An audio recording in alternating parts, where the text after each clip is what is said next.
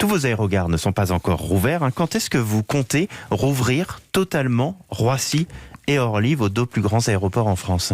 Malheureusement, dans assez longtemps. Il faut bien Ça veut dire quoi, concéder assez longtemps que assez longtemps, ça veut dire que pendant toute l'année 2021, nous pourrons malheureusement être conduits à conserver fermés certains aérogares. Et j'espère qu'en 2023, la totalité des aérogares seront ouverts. C'est-à-dire que vous n'envisagez pas de rouvrir tous vos aérogares avant 2023? Non.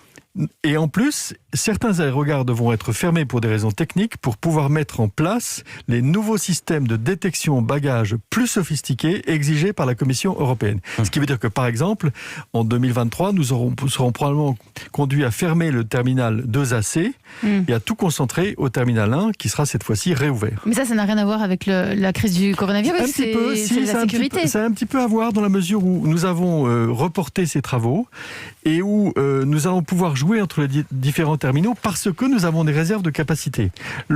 L'épisode du Covid va créer pour le transport aérien une espèce d'encoche comprise entre 4 et 6 ans. C'est-à-dire qu'il faudra 4 à 6 ans pour retrouver le niveau de trafic qui avait été celui de 2019.